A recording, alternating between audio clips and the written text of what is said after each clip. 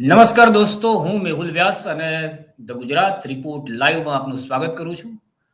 તમે હવે જે આ ક્લિપ જોવાના છો એ ક્લિપ તમે એકવાર જોઈ લો, ત્યારબાદ એના વિશે હું વધારે વાત કરીશ.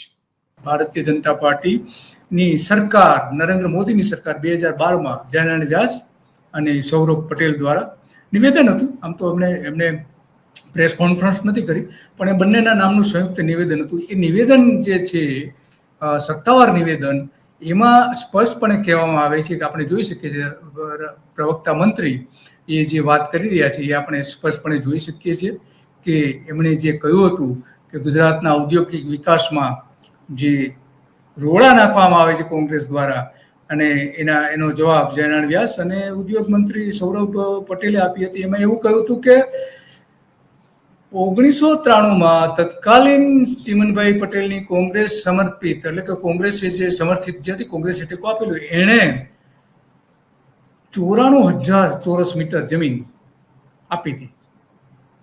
94 લાખ એવું કહે છે, 94 લાખ. તો આ વાત ત્યારે કરી હતી. એટલે એનો મતલબ કે ભાજપે જ અદાણીની ફોન કરી હતી કે ભાઈ કોંગ્રેસે ચીમનભાઈની સરકાર વખતે આટલી જમીન આપી હતી. પછી બીજી વખત 2094માં પણ એનું ઉદાહરણ આપવામાં આવ્યું હતું કે સિમેન્ટ કંપની જે છે એને આપવામાં આવી હતી. સિમેન્ટ કંપનીનું નામ નથી લખેલું. બીજું શંકરસિંહ વાઘેલા જેની સરકાર હતી 1997માં, કેશુભાઈ પટેલની સરકારને ઉથલાવીને એ જે આવેલા, ત્યારે 12 લાખ ચોરસ મીટર જમીન ₹1 ભાવે અદાણીને આપવામાં આવી હતી, એવો આરોપ મૂકવામાં આવ્યો હતો. એ આરોપમાં ભાજપે જ અદાણીને ખુલ્લા પાડી દીધા હતા કે આ બધી જે જમીનો આપવામાં આવે છે એમાં આ જે વાત છે એ, અને ભાજપના પ્રવક્તાઓ નિવેદન આપવામાં આવેલું છે. અને એ ત્યારે જે પ્રવક્તા પ્રધાનોને ખબર પણ ન હોય કે એમના નામે નિવેદન ઇસ્યુ થઈ ગયું છે, અને મોદી સાહેબની સૂચના હોય એટલે સીધું આપી દેવામાં આવતું હોય છે એ નિવેદન. અને એટલા માટે એ સમયે ઘણા બધા સમાચારો પણ છપાયા હતા. અને અદાણીને ₹1 મીટર જમીન કોસ્ટગાર્ડને ₹3,858 અને અદાણીને એટલામાં. તો આ વાત આખી છે. અને એટલા માટે જમીન અદાણીને જે આપવામાં આવે છે એના વારંવાર વિવાદો ઊભા થતા રહ્યા છે. આજ સુધી વિવાદો થતા આવ્યા છે. હમણાં જ્યારે અમેરિકામાં જે 2,000 કરોડ રૂપિયાના લાંચનો કેસ હતો, તો ત્યાં પણ અદાણીને જે જમીન કચ્છમાં આપવામાં આવી છે સોલાર પાર્ક માટેની 20 લાખ ચોરસ મીટર જમીન હમણાં જ આપવામાં, નરેન્દ્ર મોદી વડાપ્રધાન થયા પછી, તો ત્યારે પણ આરોપો મૂકવામાં આવ્યા હતા. આપણે જાણીએ છીએ કે 5.50 કરોડ ચોરસ મીટર જમીન અદાણીને આપવામાં આવી હતી 2023ના આરોપ. તો અત્યાર સુધીનું જો ગણવામાં આવે તો લગભગ 5 કરોડ ચોરસ મીટર જમીન અદાણીને આપવામાં આવી છે એવું આપણે કહી શકીએ.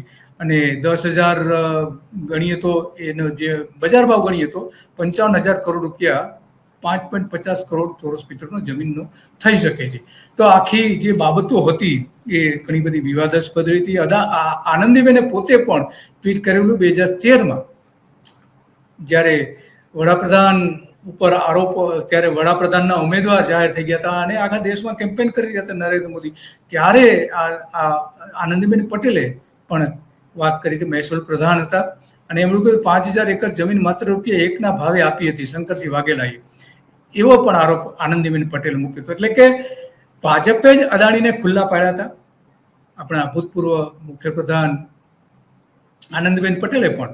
તો આ ખરેખર એની જે સંપત્તિમાં જે વધારો થયો છે નરેન્દ્ર મોદી વડાપ્રધાન થયા પછી 10 વર્ષમાં, એ 1,800 ગણો વધારો થયો છે. તો આખી જે માંડવીથી લઈને એની બધી જે જમીનો આપવામાં આવી છે એના અનેક વખત વિવાદો સતત થતા રહ્યા છે. અને એટલા માટે આ બધી જ બાબતો આજે પણ મુન્દ્રાથી લઈને કચ્છની, અને હમણાં જે સોલર પાર્ક અને હાઇબ્રિડ પાવર માટે પાકિસ્તાન બોર્ડર ઉપર, BSFની બોર્ડર ઉપર આપવામાં આવી છે. અને ₹2થી લઈને 2,500 મીટરની ચોકલેટના ભાવે જમીન આપવામાં આવી હતી. અને એટલા માટે આ બધા જ વિવાદો આજે પણ થઈ રહ્યા છે. અને એની સામે 1,800% એની સંપત્તિમાં વધારો થયો છે. એ પણ અત્યંત મહત્વની બાબત બની જાય છે. અને એટલા માટે આ બધા જ જે એક પછી એક જે આરોપો થાય છે અમેરિકાની સરકારમાં, સરકાર દ્વારા, એની અદાલત દ્વારા પણ અદાણીને કેસ કરવામાં આવ્યો છે. એનો વોરંટ ઇસ્યુ કરવામાં આવ્યું છે. એ વોરંટ અત્યારે અમદાવાદની કોર્ટમાં પડતર પડે અમદાવાદની કોર્ટની અંદર એ આખું પડેલું છે, વોરંટ ઇસ્યુ કરવામાં આવતું નથી અદાણીને. તો આજે પણ એ જ પ્રશ્ન છે કે જ્યારથી નરેન્દ્ર મોદી આવ્યા ત્યારથી અને એની પહેલાની સરકારો, બે સરકારોએ, શંકરસિંહ વાઘેલા અને ચીમનભાઈની સરકાર બંનેએ પણ એને જમીન આપી હતી. પરંતુ નરેન્દ્ર મોદીએ જે જમીન આપી છે એ બેસુમાર જમીનો આપી દીધી છે કચ્છમાં. લગભગ કચ્છ સમજો કે અડધો કચ્છ, કે દેશનો સૌથી મોટો જિલ્લો છે કચ્છ, ત્યાં આ પ્રકારની જમીન આપી એવું આપણે કહી શકીએ છીએ.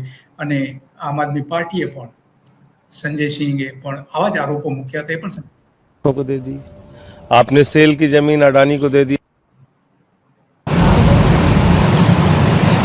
रेल की जमीन अडानी को दे दी, अपने दोस्तों को दे दी आपने, रेल की जमीन अडानी को दे दी, अपने दोस्तों को दे दी आपने, सेल की जमीन अडानी को दे दी, अपने दोस्तों को दे दी, एयरपोर्ट की, पोर्ट की जमीन आपने अपने दोस्तों को दे दी, अडानी को दे दी आपने, अयोध्या में प्रभु श्री राम की नगरी में सेना की जमीन 13,000 एकड़ उठा के अपने दोस्त अडानी और बाकी लोगों को दे दी।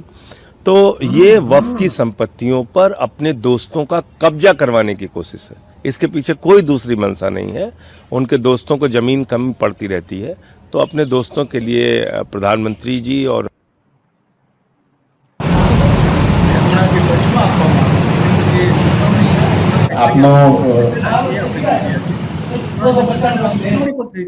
તો સતત એને જમીનો આપવામાં આવી છે અદાણીની. અને એટલા માટે વિધાનસભામાં પણ આવા જ પ્રશ્નો વારંવાર ઊભા કરવામાં આવે છે. અને એટલા માટે આજે આપણે સવાલ એ છે કે શા માટે ગૌતમ અદાણીને આટલા મોટા પ્રમાણમાં જમીનો આપવામાં આવી છે. અમેરિકાની સરકાર, એની અદાલતમાં કેસ ચાલી રહ્યો છે. 2,000 કરોડ રૂપિયાની લાંચ આપવાનો કેસ આજે ચાલી રહ્યો છે. એનું વોરંટ ઇસ્યુ કરવામાં છે, અમદાવાદની કોર્ટે એને અટકાવી રાખ્યું છે. તો આવા અનેક ઉદાહરણો છે. વિધાનસભામાં પણ અદાણીની સામે સૂત્રોચ્ચારો થયા હતા, અદાણી મોદી ભાઈ ભાઈ.